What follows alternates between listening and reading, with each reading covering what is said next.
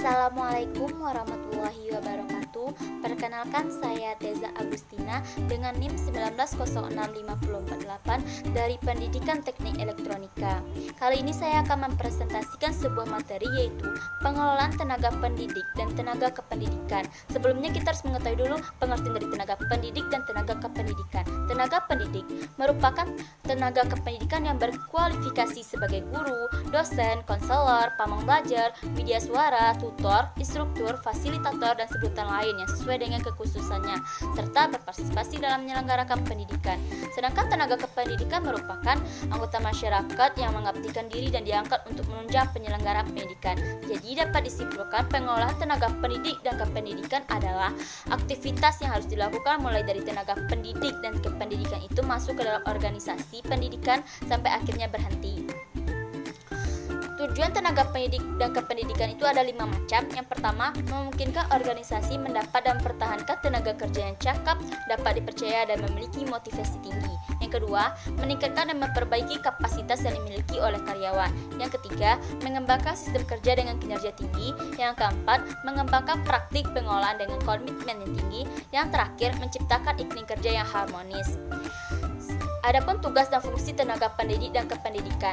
Fungsi dari tenaga pendidik yaitu merencanakan dan melaksanakan proses pembelajaran, menilai hasil pembelajaran, melakukan pembimbingan dan pelatihan, serta melakukan penelitian dan pengabdian kepada masyarakat, terutama bagi pendidik pada perguruan tinggi. Sedangkan tenaga kependidikan bertugas yaitu melaksanakan administrasi, pengelolaan, pengembangan, pengawasan, dan pelayanan teknis untuk menunjang proses pendidikan pada satuan pendidikan.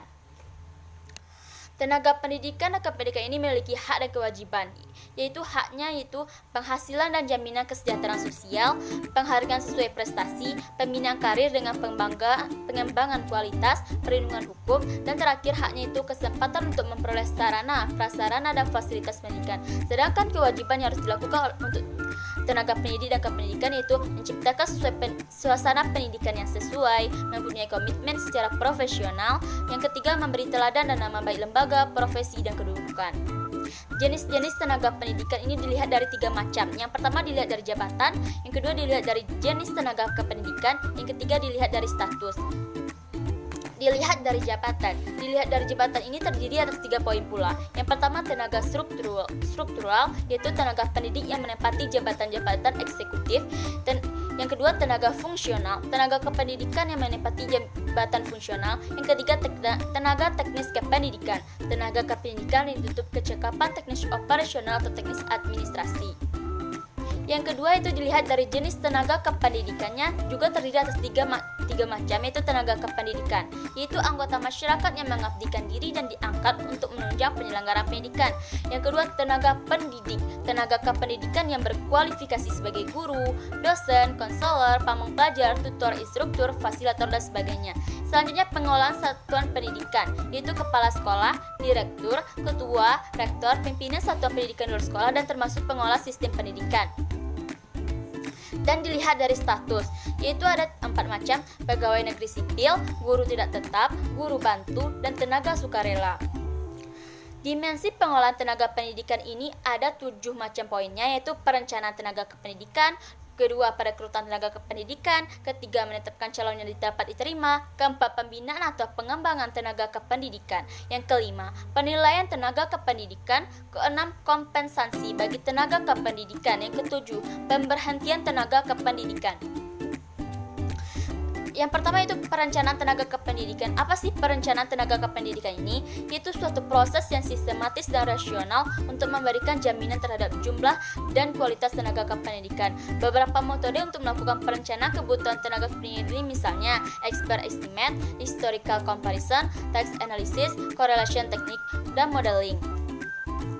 Yang kedua, perekrutan tenaga kependidikan, yaitu usaha-usaha yang dilakukan untuk memperoleh tenaga kependidikan yang dibutuhkan untuk mengisi jabatan-jabatan tenaga tertentu yang masih kosong. Langkah-langkah yang harus dilakukan dalam proses perekrutan ini yaitu menyebarluaskan pengumuman tentang kebutuhan tenaga kependidikan, membuka pendaftaran bagi pelamar atau sesuai dengan persyaratan-persyaratan yang ditetapkan. Selanjutnya, menyelenggarakan pengujian berdasarkan standar seleksi. Yang ketiga, menetapkan calon yang dapat diterima.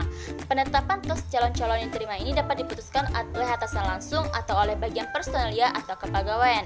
Keputusan ini merupakan akhir dari kegiatan penyelenggaraan seleksi untuk mengantarkan tenaga-tenaga kependidikan diperlukan kegiatan-kegiatan penempatan, penugasan, dan orientasi.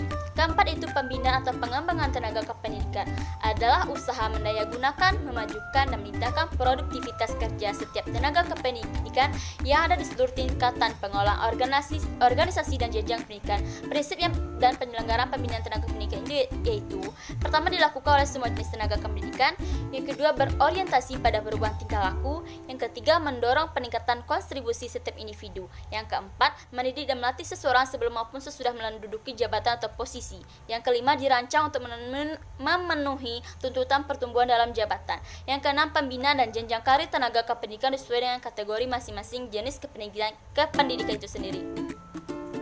Yang kelima itu penilaian tenaga kependidikan adalah usaha yang dilakukan untuk mengetahui seberapa baik performa seseorang tenaga kependidikan dalam melaksanakan tugas pekerjaannya dan seberapa besar potensinya untuk berkembang.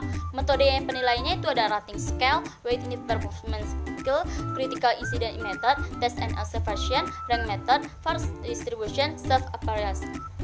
Nah, yang keenam itu kompensasi bagi tenaga kependidikan. Kompensasi merujuk pada semua bentuk upah atau imbalan yang berlaku bagi suatu pekerjaan.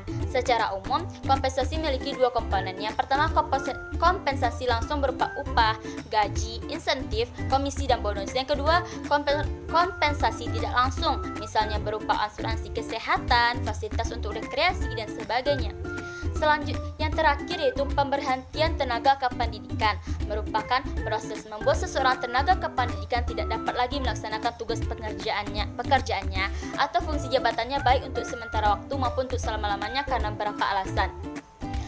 Nah, adapun tantangan dalam pengelolaan tenaga pendidik dan kependidikan, yaitu ada 7 tantangan, yaitu pertama, profesi dalam kependidikan masih belum luas dikenal oleh masyarakat, adanya perilaku tenaga kependidikan yang kurang menguntungkan, perilaku tenaga kependidikan yang cenderung primordialisme, yang keempat, mutasi yang terjadi di lingkungan organisasi kadang berkonotasi buruk, yang kelima, produktivitas kerja masih dianggap rendah, yang keenam, perubahan di luar sistem sekolah atau sistem sekolah, yang ketujuh, adanya UU PD nomor 22 tahun 1999 dan PP nomor 25 tahun 2000.